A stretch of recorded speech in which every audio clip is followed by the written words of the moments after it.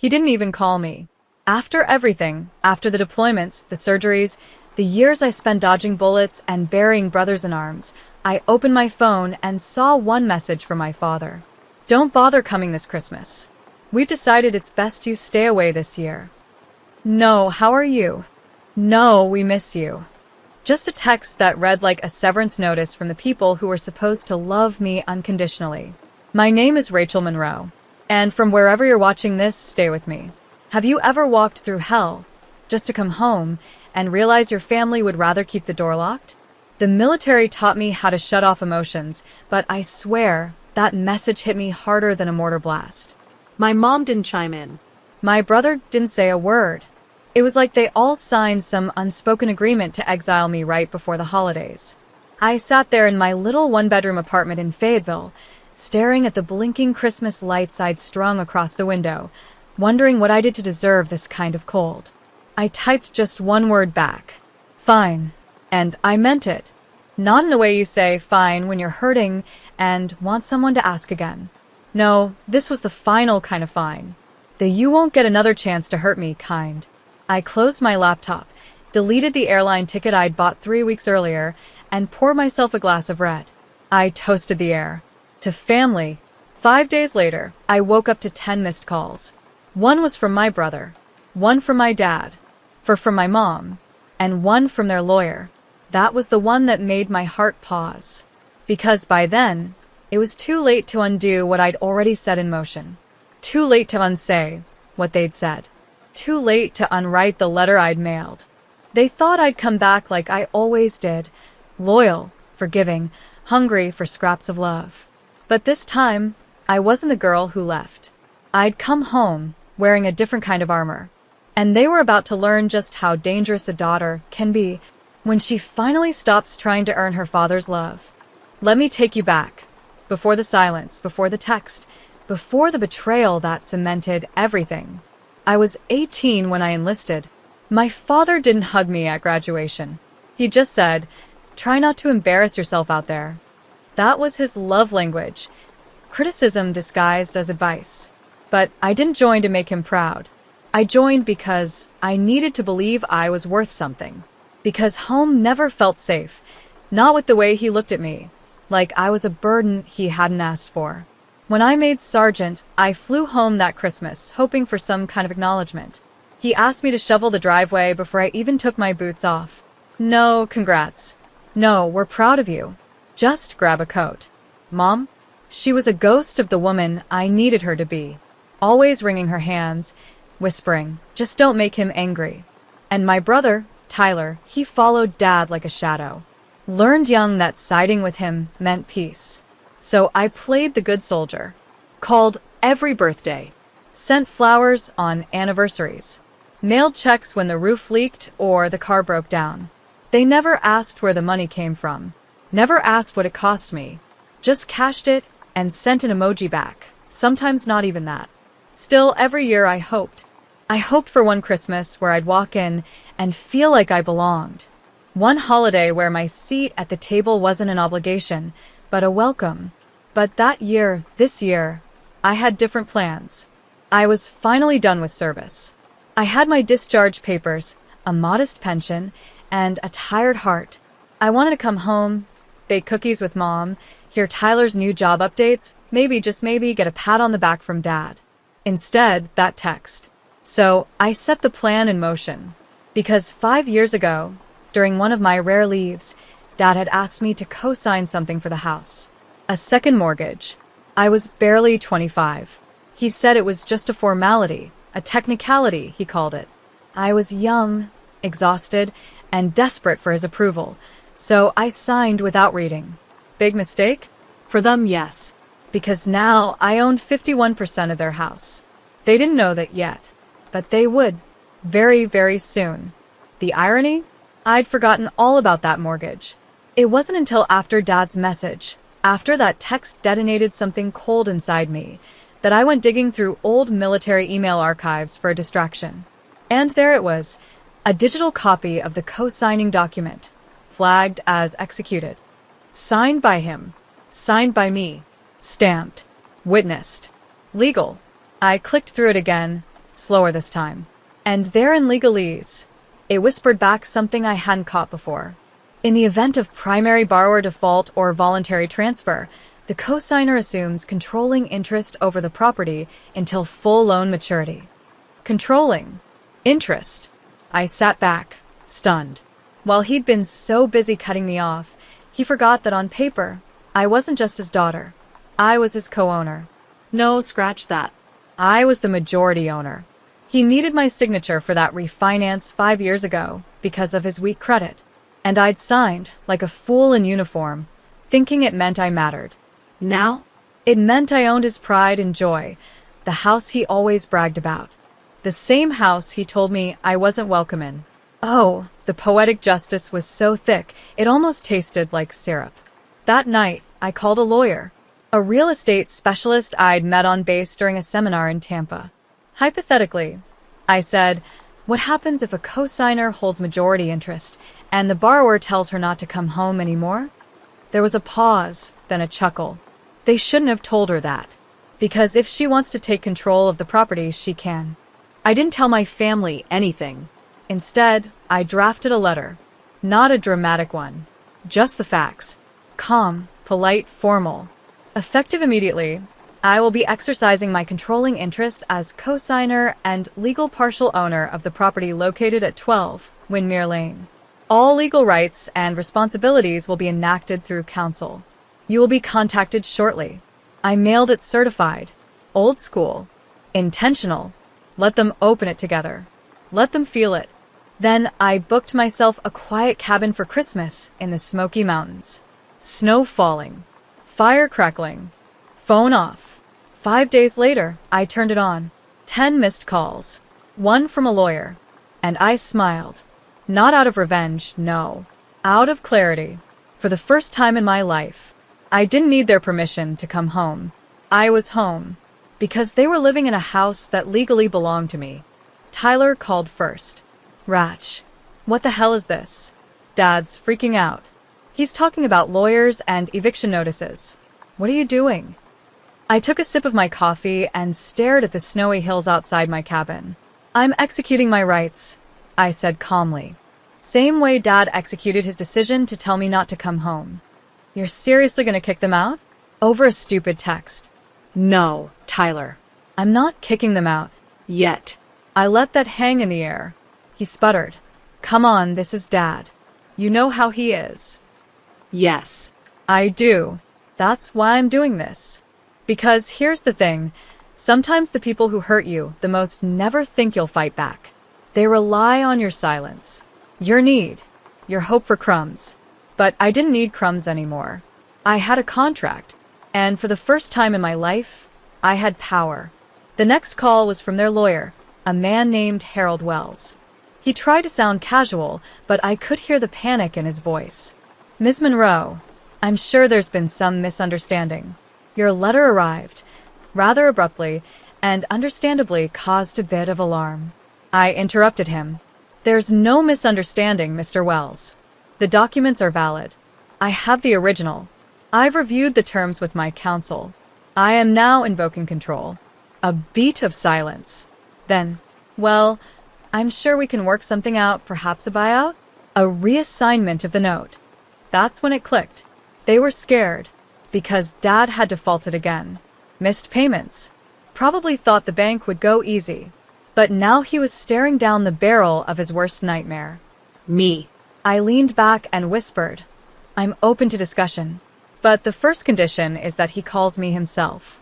Not through you. Not through Tyler. I want him to ask. And just like that, Harold fell quiet.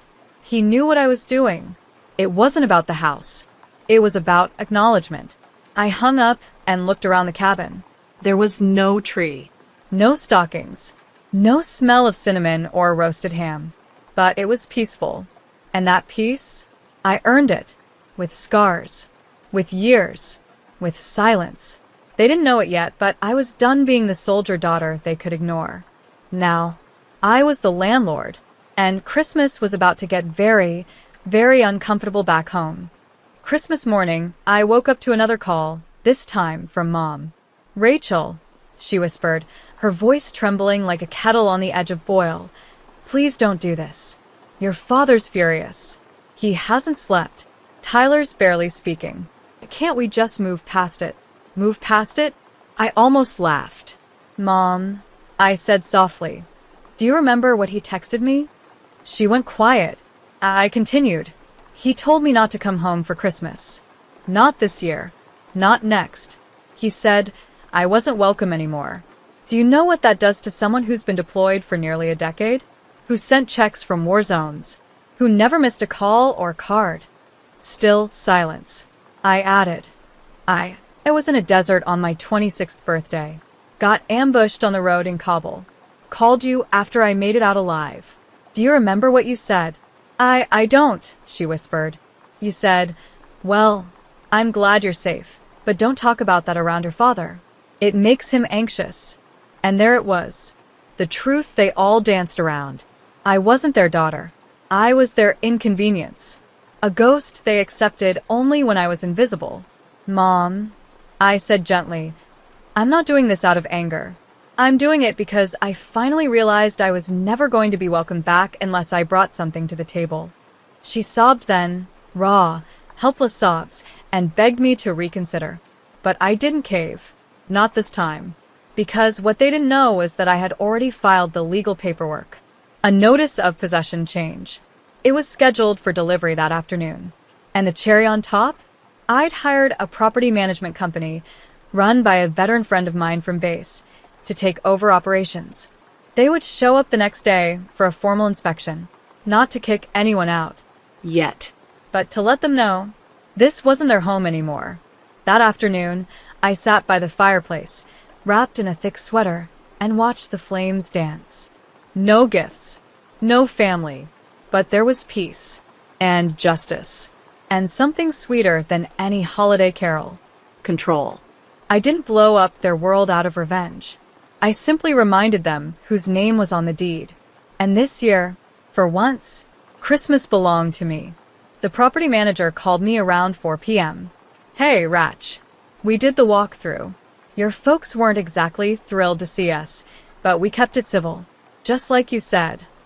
I asked, how bad is it? He exhaled. Cosmetically? Not terrible. Structurally? Leaks in the basement, unfinished attic reno, mold spots under the windows. And get this, 2 of the 3 bedrooms have tenants. College kids. Sublets, maybe. I froze. They rented out the rooms? Looks like it.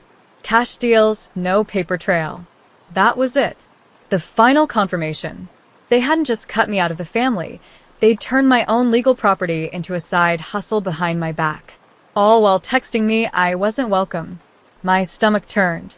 Not from anger. From insult. They used my name to buy the house. Then filled it with strangers.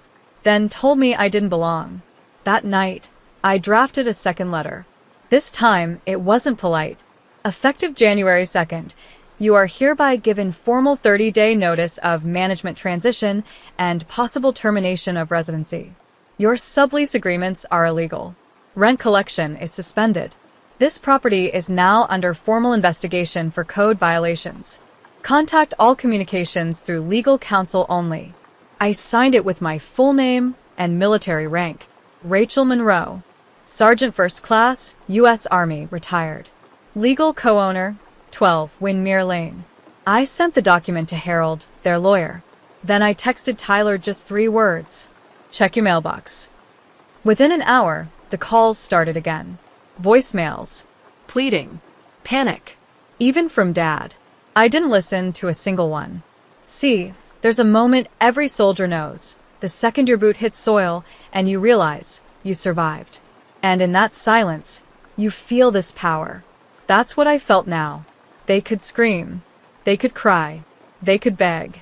But I had survived them. And now? They were living in my house. With my rules. And come January, they were going to learn what it felt like to be unwelcome. Not out of pettiness, but because I no longer needed a seat at their table. I owned the whole damn dining room. January 2nd arrived like a cold slap. The air was bitter, the sky heavy with snow, and the driveway of 12, Windmere Lane was packed with 3 cars, 2 of which I didn't recognize. I didn't go alone.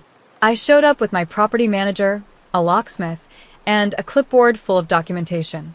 I wore a dark coat, boots polished, and my army-issue dog tags around my neck. I wasn't there for a fight. I was there for an inspection. Foreclosure.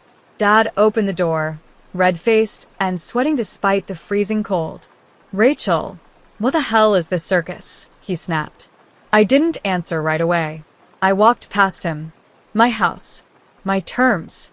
Mom appeared at the base of the stairs, clutching a rosary she only ever dusted off for show. Tyler sat on the couch, pale, defeated. He didn't even look at me. I took a breath. This is a legal transition of ownership and management. As of this morning, all rights associated with this house fall under my direct control. You have 30 days to make a decision. Formalize your tenancy under my contract or relocate. Dad lost it. Relocate. You can't do this. This is our home. No, I said. It's my investment. He growled. I built this place. And you defaulted on it, I said coldly, and signed it over to a 24-year-old in uniform just so you could save your reputation with the bank. That shut him up. I looked around. The living room I used to sneak into at night. The mantel where my boot camp photo used to sit. Gone now. Just a space with people who had erased me. So I kept going.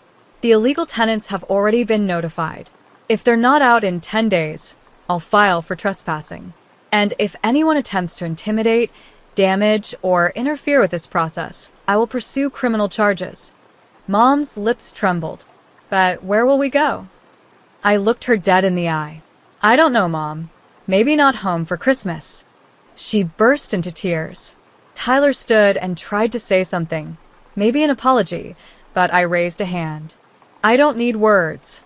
I needed them 10 years ago. Now? I need boundaries. The locksmith changed the code on the front door as I walked out. Snow crunched under my boots. The air smelled clean, and for the first time in years, I didn't feel like a daughter. I felt like a woman who came back stronger than they ever expected. They could call it cold. I called it survival. The final notice expired on January 31st. They didn't fight it. No last-minute calls. No dramatic standoffs. Just silence, the kind that comes when people finally understand. You're not bluffing anymore. I arrived the morning after with a new key in hand. The house was empty. No note. No goodbye.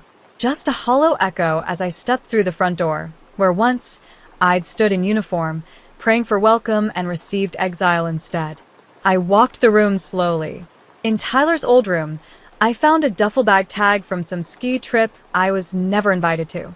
In the living room, a deep scratch across the floor where the coffee table used to sit, the one I bought at 19 with my first deployment check, and they claimed was alone. I stared at that scar in the wood for a long time. Not angry, just aware of how deep damage can go when no one sees you bleed. I didn't cry. Instead, I opened the back door, let the cold wind swirl through, and stood there with the winter sun on my face. This wasn't revenge. Not really. It was restoration. Of boundaries. Of dignity. Of a name they tried to write out of the family story. I turned the place into transitional housing for female veterans. Young women with stories like mine. Stories of return, rejection, and the long journey to reclaim who we are beyond the uniform. We called it the Monroe House. And when reporters came sniffing around after a local outlet ran the story of a veteran reclaiming her home from the family who cast her out, I didn't tell them the full truth. Because this wasn't about shaming them. This was about healing me. So when people ask, was it worth it? I smile and say, more than they'll ever understand. I don't visit them. They don't call. But every Christmas now, I light a candle on the porch. Not for them. For me. For the girl who once stood outside this house, in the snow, unwanted. She finally found her way back, and made sure no woman like her would ever stand alone again.